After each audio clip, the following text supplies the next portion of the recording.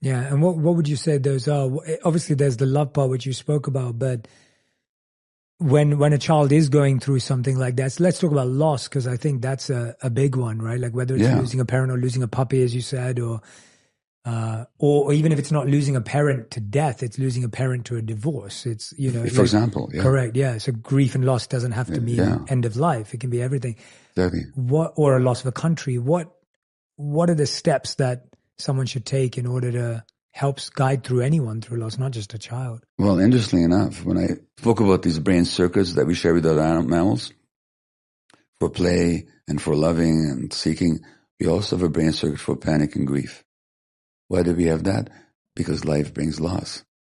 And so grief is essential for life, because grief is coming to terms with the fact that something is gone and is not going to come back. So when a child experiences grief, and I said that the need of the child is to be able to experience all the emotions. They need to be able to experience the grief as well. And it doesn't matter whether from adult eyes we see that loss as major or minor. It's a question of how is the child experiencing it. And for a small child, even what looks like small losses can be very painful. Well, then we don't make the child wrong for it. We don't say, get over it, there's nothing wrong. Think of all the other children who are suffering, all that kind of relativistic, shaming stuff. We say, oh, it really hurts, doesn't it? You really wish grandpa would be here with you. You really wish mom and dad weren't leaving each other. It hurts. In other words, you just validate their emotions.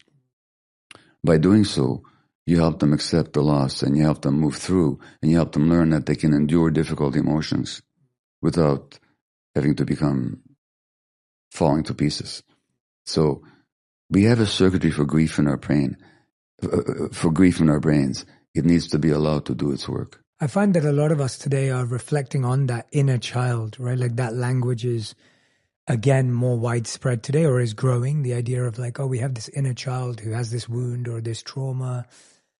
What do you find is the difference between analyzing and overanalyzing, or thinking and overthinking these experiences? And how would you define the difference? Because and I'm being very honest and vulnerable, because it's the only way to have this conversation, really. Like, I often think about events in my life that happened that would be considered generally as either difficult experiences or as traumatic, right? They could be seen as either or.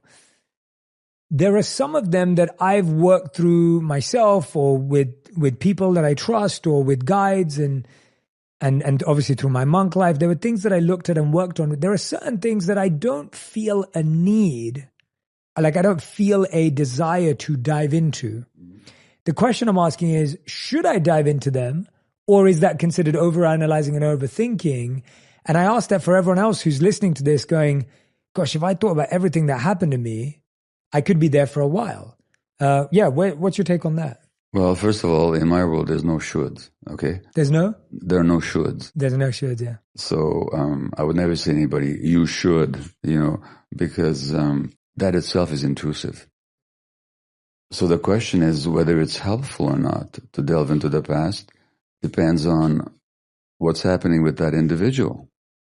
And if some of the effects of trauma, as we said earlier, is that the wounds of the past keep showing up in the present.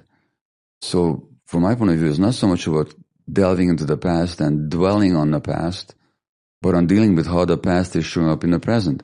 What a psychologist friend of mine, Peter Levine, calls the tyranny of the past, where the past dominates my present reactions. It doesn't matter how many times I go back and think about my childhood story. That's not going to help me. What I have to deal with is what's happening in me right now at this very second, which is a shadow of the past. So thinking about it is not going to be of much help. What's going to help is to deal with the emotions that are arising now as a result of what happened, and how those emotions affect my life in the present moment. So it's not about the past, it's about the present. Yeah, so it's really about the choices we have now. Exactly, what's available to us now. Yeah, what's available to us now, because I feel like we didn't have a choice in the past because we were either too young or too incapable of making a choice. Exactly. But the choices that happen right now are can transform everything. It is possible. Some people do make themselves into victims. They kind of identify with the victim role. All this stuff happened to me, and therefore I cannot do such and such, or I'm hurt and I'll never get over it.